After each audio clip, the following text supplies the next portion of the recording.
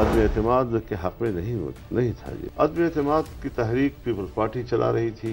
मेरे पास खुद जनरल फैज हमीद साहब आए थे और उन्होंने मुझे कहा था कि विद इन द सिस्टम आप जो करना चाहें हमें उस पर एतराज नहीं होगा। क्या उस वक्त जनरल बाजवा और जनरल फैज आपसे राब्ते में थे? हजरत वो बिल्कुल राब्ते में थे और उनकी मौजूदगी में सबको बुलाया गया और सबके सामने उनसे कहा गया कि आपने ये इस तरह करना है और इस तरह करना है।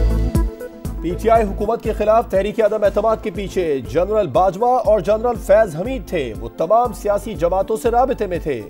जनरल फैज ने कहा जो करना है सिस्टम के अंदर रहते हुए करें। इसका मतलब असेंबलियों के अंदर रहना था, मगर मैंने इनकार कर दिया। तहरीक पीपल्स पार्टी चला रही थी, मैं अदम एतमाद के हक में नहीं था।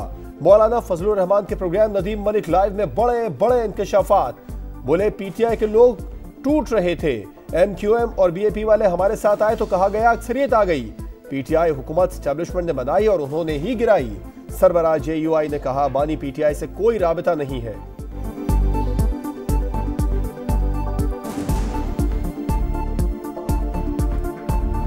25 मई को क्या आपने शहबाज शरीफ को इस्तीफा देने से रोका? ऐसी नौबत तो मुझे मेरा नोटिस में नहीं है कि वो किसी मरहले पर कोई इस्तीफा देने के लिए तैयार हुए हों। कोई ऐसी बात नहीं। कोई ऐसी बात ही नहीं। बड़ी बात होती तो वो इजलास बुलाते थे हर चीज पे। हुकूमत मिलने के बाद शहबाज शरीफ किसी मौके पर इस्तीफा देने के लिए तैयार नहीं थे। मौलाना फजलुर रहमान का बड़ा बयान, आम इंतखाबात को धांधली ज़दा करार दे दिया। कहा सारा इलेक्शन चोरी हुआ, बज़ाहिर फायदा नून लीग को हुआ। शहबाज शरीफ मेरे पास आए, ऑपोजिशन में बैठने का कहा तो वो खामोशी से चले गए। अफवाह है कि नवाज शरीफ को लाहौर की सीट दी गई, शायद इसीलिए वो वजीर आजम नहीं बन रहे।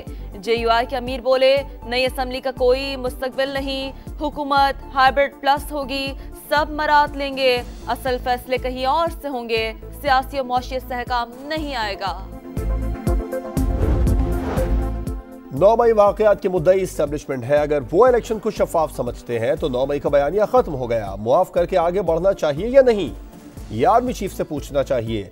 मौलाना फजलुर रहमान कहते हैं रियासती इदारों का एहतराम है, मगर वो सियासत में क्यों आते हैं? किसी को तो इस्टेब्लिशमेंट के सामने खड़े होकर कहना चाहिए कि आप गलत कर रहे हैं। जमहूरियत सियासतदानों की वजह से कमजोर हुई।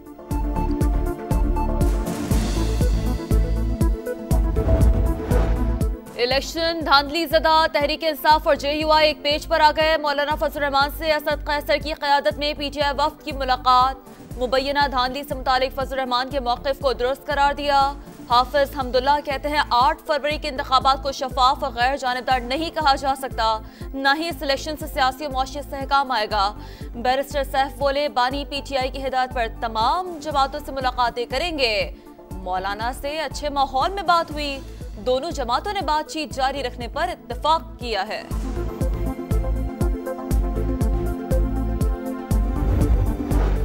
अमरीका का पाकिस्तान के इंतखाबात में मुबैना धांधली के इल्जामात पर इजहार तशवीश। तर्जुमान अमरीकी कौमी सलामती जॉन कर्बी कहते हैं वोटर्स को डराने धमकाने से मुतालिक कुछ रिपोर्ट्स का सुना है, हम करीबी नजर रखे हुए हैं, वोट अभी भी गिने जा रहे हैं, आलमी मुबस्सिरीन जायजा ले रहे हैं। पीटीआई रहनुमा बैरिस्टर सैफ ने कहा गुज़िश्ता रोज कहा था इलेक्शन से मुतालिक कॉस्मेटिक बयान काफी नहीं, अमरीका को धांधली में मुलविस लोगों पर दबाव बढ़ाना चाहिए।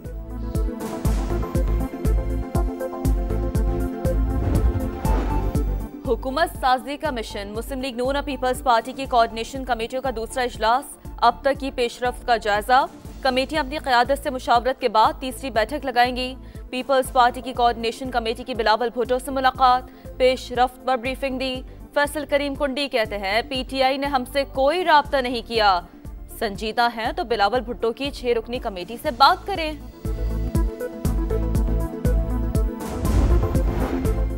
वज़ारत उज़्मा के लीगी उम्मीदवार शहबाज शरीफ की नवाज शरीफ से मुलाकात। मौलाना फजलुर रहमान की ताज़ा सियासी पोजीशन पर तबादला ख्याल। इत्तेहादियों से होने वाले मुज़ाकिरात में पेशरफ्त से आगाह किया। लीगी क़ायद की ज़ेर सदारत सीनियर रहनुमाओं की भी बैठक। पंजाब काबीना के मुमकिना नामों पर मुशावरत।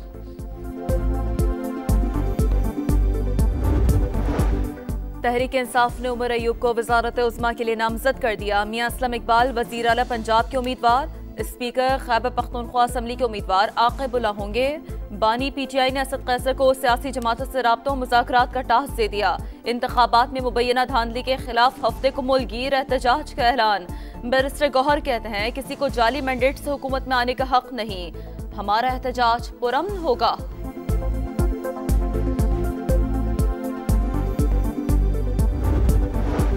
इस्तेहकाम पाकिस्तान पार्टी की बड़ी कामयाबी, NA-88 खुशाब से IPP के गुल असगर 87,805 वोट लेकर कामयाब। कारकुनों का जश्न, PK 90 को हार्ट का नतीजा भी आ गया। PTI के हिमायत याफ्ता आजाद उम्मीदवार आफ्ताब आलम जीत गए। PS 18 उबाड़ों में भी दोबारा वोटिंग, आजाद उम्मीदवार जाम मेहताब डहर ने मैदान मार लिया। इलेक्शन कमीशन ने NA-117 लाहौर से इस्तेहकाम पाकिस्तान पार्टी के सदर अब्दुल अलीम खान की कामयाबी का नोटिफिकेशन जारी कर दिया। PB-32 बलूचिस्तान से चेयरमैन सेनेट सादिक संजरानी और PB-10 डेरा बुगटी से सरफराज बुगटी कामयाब करार। इंतखाबी नताइज नामंजूर, जमात इस्लामी आज यौम सियाह मनाएगी। इस्लामाबाद में धरना होगा। कराची में भी एहतजाज का ऐलान। GDA की हैदराबाद में मोटरवे पर धरने की तैयारी। बलूचिस्तान के मुख्तलिफ शहरों में एहतजाज और मुजाहिरे। 4 जमाती इत्तेहाद ने कल हड़ताल की कॉल दे दी।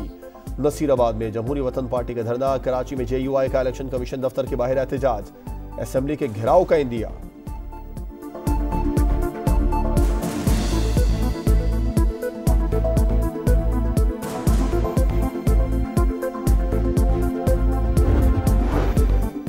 निगरान हुकूमत ने गैस के बाद पेट्रोलियम मसनूआत की कीमतें भी बढ़ा दी। पेट्रोल मजीद 2 रुपए 73 पैसे महंगा, कीमत 272 रुपए 89 पैसे से बढ़कर 275 रुपए 62 पैसे फी लीटर हो गई। हाई स्पीड डीजल की फी लीटर कीमत में 8 रुपए 37 पैसे इजाफा।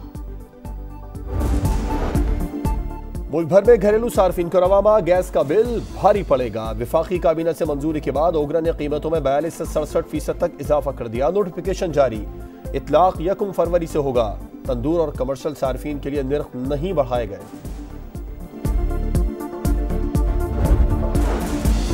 चौधरी शुजात की अडियाला जेल में चौधरी परवेज इलाही से 1.5 घंटे तवील मुलाकात। परवेज इलाही की सेहत और सहूलियात पर बातचीत। साबिक वजीर आला पंजाब ने कहा शहबाज शरीफ बड़ा जालिम आदमी है, भाई को भी माफ नहीं किया।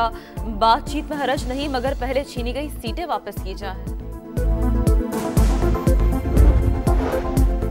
MQM ने धांधली से जीतने का इल्जाम मुस्तरद कर दिया। पीपल्स पार्टी पर तनकीद। खालिद मकबूल सिद्दीकी ने कहा आपको कराची के नताइज पर बड़ी तकलीफ है, बताया आपको 7 सीटें कैसे मिल गई। एस्टैब्लिशमेंट इल्जामात के बजाय जमहूरियत को मजबूत किया जाए, ऐसा ना किया तो सबकी छुट्टी हो जाएगी।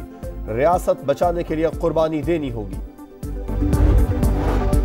कराची में 7 साला बान का लड़जा खेज कत्ल, नन्हा फरिश्ता सुपुर्दे खाक, अहले खाना गम से निढाल। कत्ल का मुकदमा दर्ज, मगर पुलिस 33 घंटे बाद भी कातिल का कोई सुराग लगाने में नाकाम। ASP की सरबराही में तहकीकाती टीम तश्कील। इसराइल का एक और जंगी जुर्म, खान यूनुस के नसीर अस्पताल पर धावा। जख्मियों, बीमारों और पनाह लेने वालों को बाहर निकाल दिया। अक़वाम मुत्तहिदा के इंसानी हुकूक कमीशन का इंतहाई तशवीश का इजहार। रफा में बमबारी से 7 फलस्तीनी शहीद, मुतअद्दिद जख्मी। 14 की मजमूई तादाद 28,663 हो गई। सेहूनी फौज ने भूख को जंगी हथियार बना लिया। गजा में आटे की तरसील रोक दी।